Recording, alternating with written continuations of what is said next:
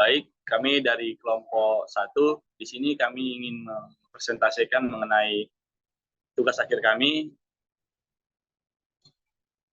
yang dimana berjudul Laporan Perancangan Sistem Informasi Berbasis Web pada Kedai Kopi Kusam. Di sini saya Arizal Jati Girsang sebagai Project Manager. Saya Trusta Barat sebagai programmer. Saya Revinawati sebagai programmer. Saya Niko Sugite sebagai sistem analis. Manajer proyek, individu yang menjaga jalannya manajemen proyek dan semua dayanya atau biaya, staf, waktu, dan kualitas, dan bertanggung jawab akan kesuksesan proyek, perencanaan, pelaksanaan proyek, hingga penutupan atau penyelesaian proyek.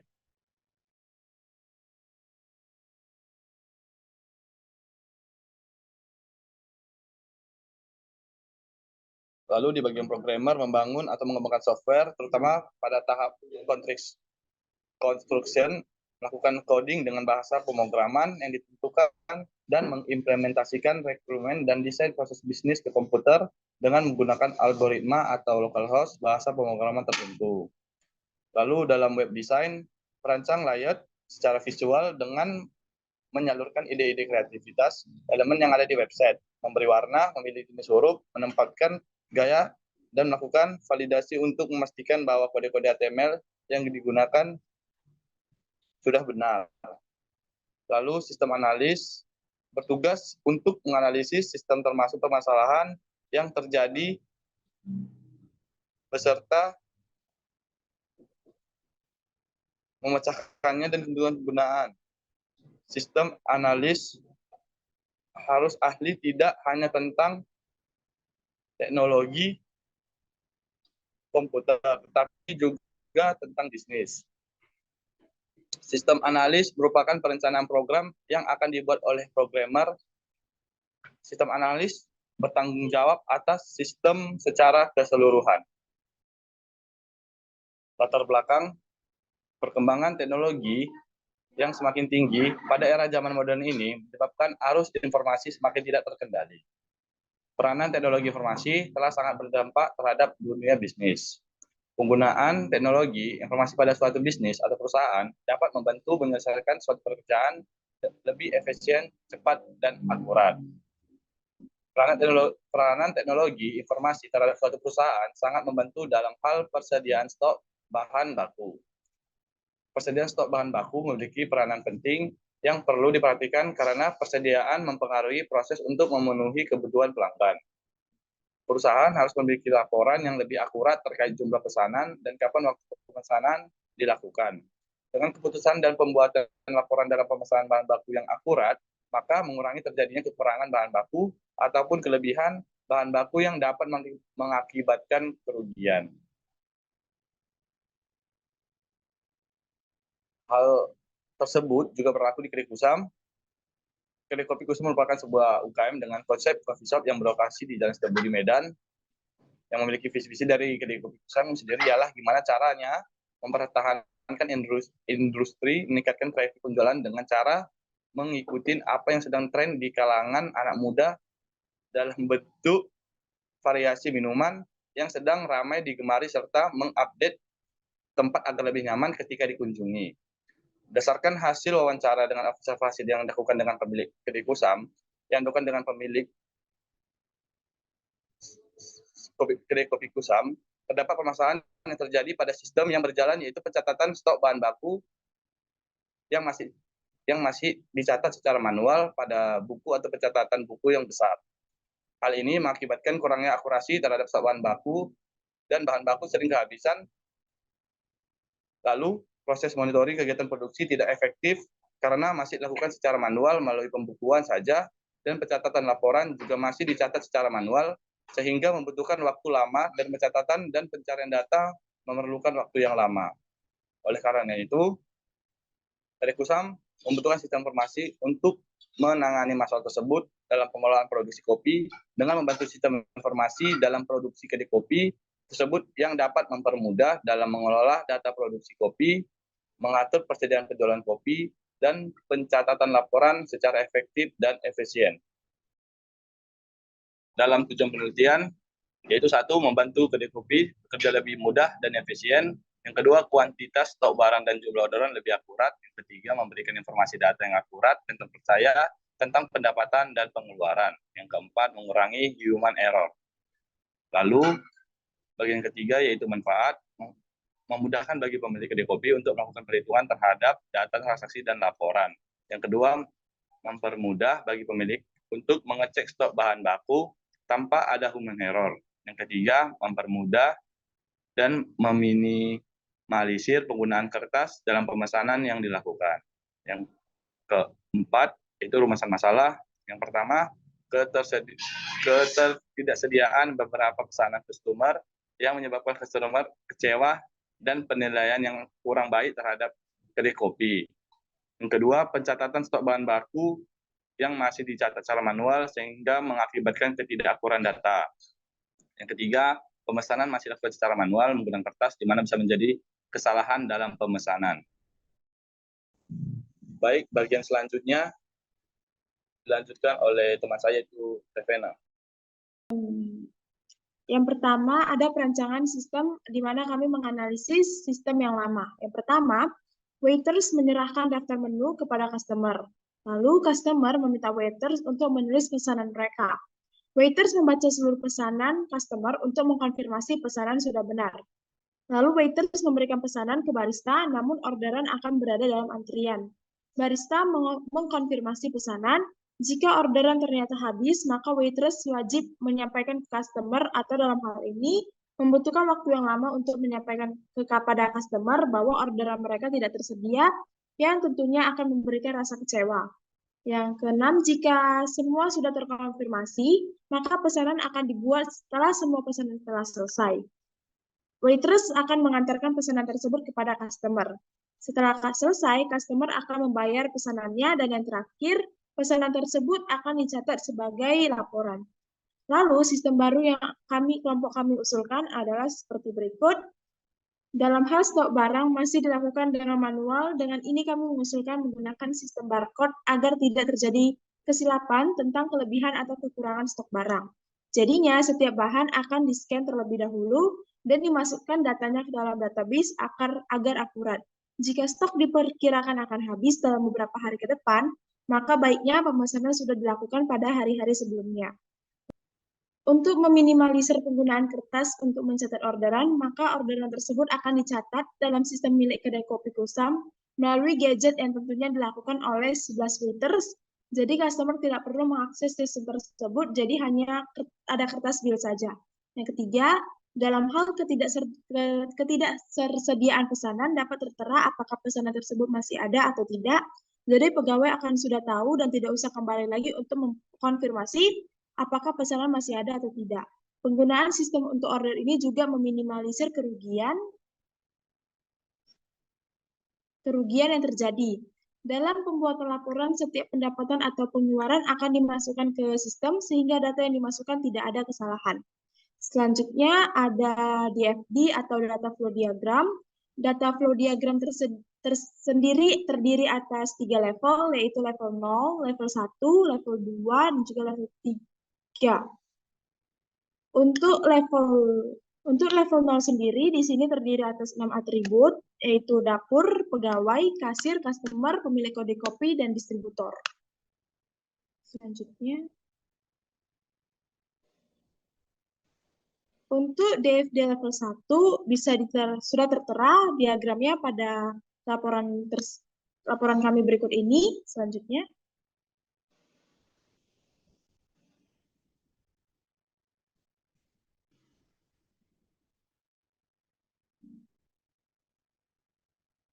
Oke, di sini di level DFD level 2 ada proses pengecekan stok bahan baku.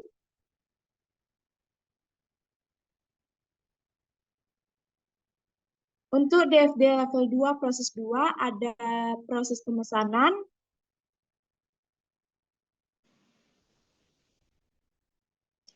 Untuk DFD level 2 proses ketiga ada proses transaksi.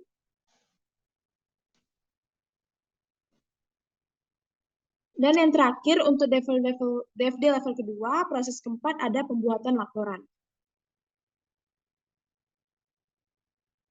Nah, di sini merupakan penjabaran dari DFD level 2. Oke, selanjutnya kami akan masuk ke kampus data, di mana di sini nomor 2.1 yang bernama proses pengecekan barang. Inputnya itu stok bahan, outputnya informasi stok bahan yang masih tersedia dan yang sudah tidak tersedia. Logikanya yang pertama menerima masukan stok bahan baku, yang kedua menyimpan stok bahan baku di dalam database stok bahan, yang keenam menampilkan stok bahan yang masih tersedia dan yang sudah tidak tersedia. Untuk selanjutnya akan dibacakan oleh teman saya, Niku.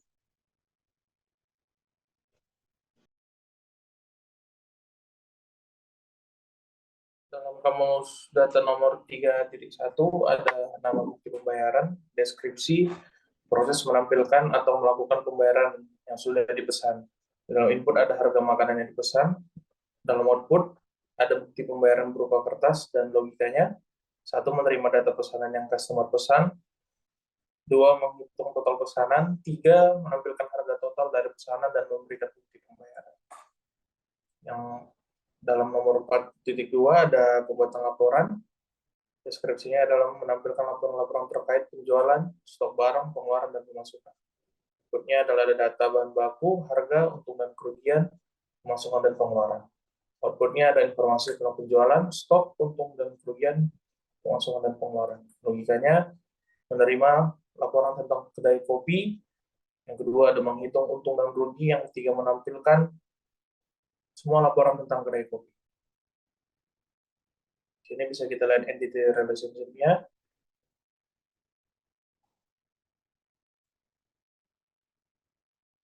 Ini adalah bagian dari struktur database.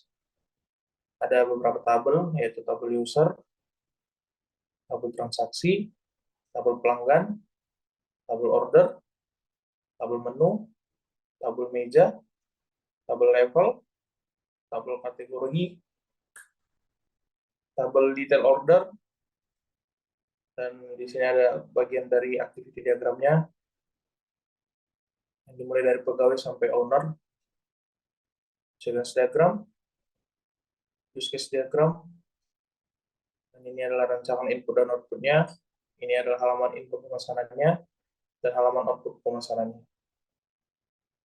Ini adalah bagian dari halaman input transaksi, halaman output transaksi. Sini bisa kita lihat juga time manajemennya, dimulai dari memilih topik dan diakhiri dengan membuat laporan akhir. Ada cost management, ada Gantt chart-nya, dan ada workflow dan strukturnya, yang dimulai dari inisiasi proyek, memilih manajer proyek, membentuk tim proyek. Yang kedua ada perencanaan proyek, mengembangkan ruang lingkup proyek, membuat work breakdown struktur, mengembangkan dan menyempurnakan rencana. Yang ketiga ada eksekusi proyek, yaitu di dalamnya rancangan konsep, desain website, mengembangkan website, pengujian hasil website. Yang keempat ada kontrol proyek, di dalamnya adalah evaluasi proyek. Yang kelima adalah penutupan proyek. Baik, selanjutnya kita akan masuk ke menu aplikasi websitenya. Yang pertama itu kita login dulu. Loginnya dengan username admin, passwordnya 123.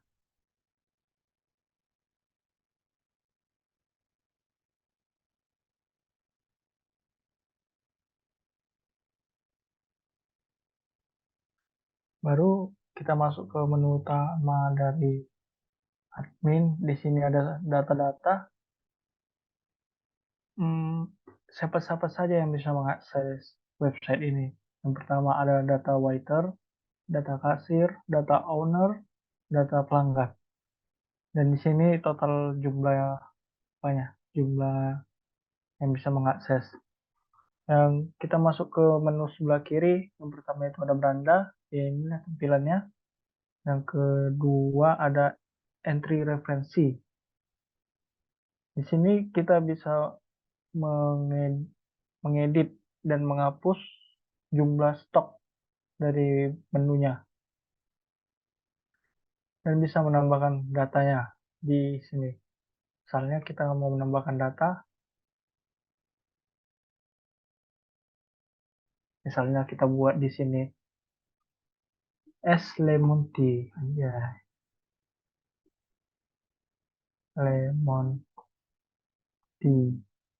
Harganya misalnya kita buat 14.000, stoknya ada 16, baru kita pilih file gambarnya. Ya, ini. Baru kita tambahkan saja langsung. Baru nanti akan muncul dia di sini. Itu. And selanjutnya ada di sebelah kiri itu ada menu entry order. Ini untuk pelanggan. Ini tadi es lemon tea yang kita input tadi. Selanjutnya ada menu entry kasir. Ini untuk kasir. Terus ada menu generate laporan. Ini untuk admin aja kayaknya. Nah, inilah total pendapatan yang sudah terjadi.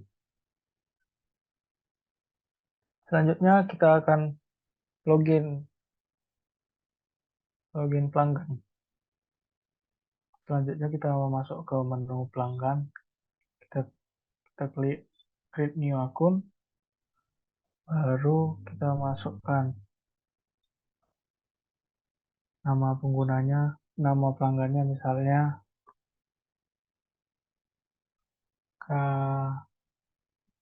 Kiki Angela. Terus username-nya Kiki, password 123. Sini level penggunanya ada 4, waiter, kasir, owner, sama pelanggan. Karena kita sebagai pelanggan, maka kita pilih pelanggan. Baru kita klik daftar. Lalu kita masukkan username kita, Kiki, password 123. Nah, di sini akun kita belum divalidasi, maka kita masuk ke admin dahulu untuk memvalidasi akun tersebut. Dan yaitu langsung kita ke bawah. Di sini ada data pelanggan yang kita buat tadi, namanya Kiki Angela. Dengan username Kiki, statusnya nonaktif. Supaya mengaktifkan, kita klik checklist biru nih. Oke, kita lagi ke bawah, maka di sini dia statusnya sudah aktif. Baru kita login ke Kiki tadi dengan username Kiki, passwordnya 123. Nah, selamat datang di sistem pelayanan kedai Kusang. Baru kita masukkan ke entry order. Kita kesana aja, karena mau beli lemon tea, terus mau beli jus alpukat, nasi goreng Kusang, sama nasi pecel. Selanjutnya kita masukkan aja jumlahnya. Misalnya kita mau pesan lemon tea-nya ada 4, jus alpukatnya ada 2, nasi gorengnya ada 3, nasi pecelnya ada 1, dengan nomor meja saya kita buat 8. Maka di sini akan otomatis terinput total harganya. Lalu kita klik aja proses pesanan.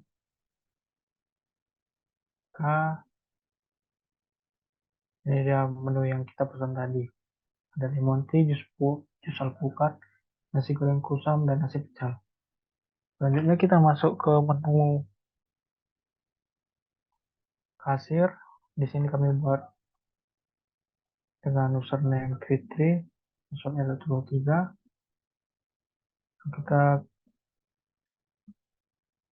Kita apa?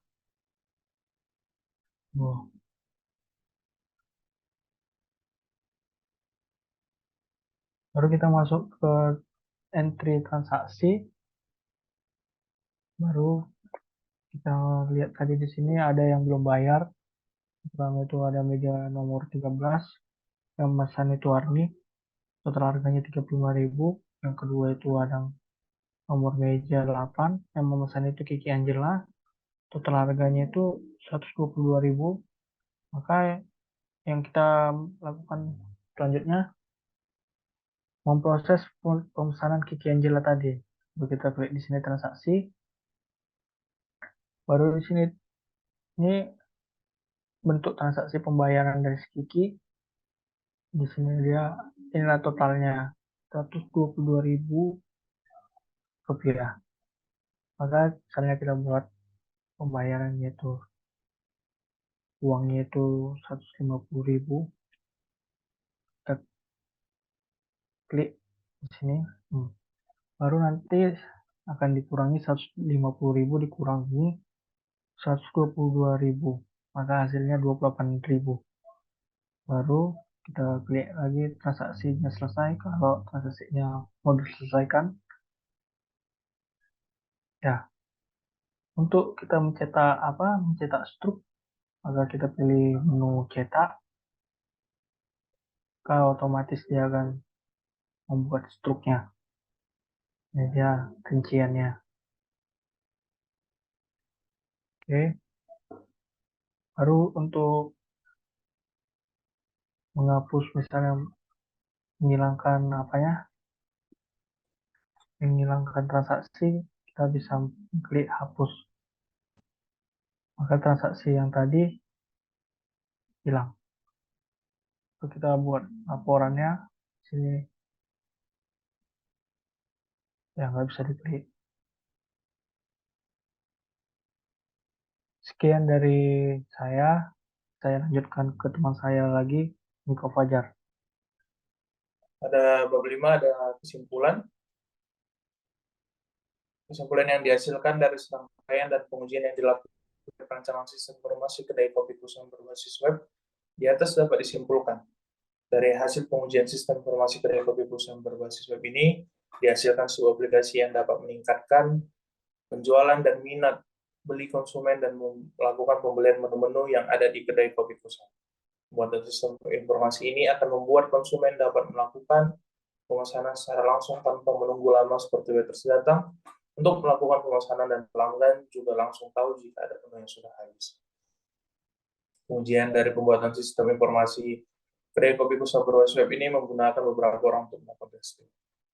Sarannya, sistem informasi kedai kopi kusam ini masih banyak memiliki kekurangan dan keterbatasan. Oleh karena itu, penulis mengharapkan untuk dilakukan pengembangan dan penelitian sebagai berikut. Dikembangkannya fitur Poki sehingga dapat diketahui apakah pesanan yang sudah diorder oleh pelanggan dapat diupdate seterusnya. Penyediaan fitur live chat.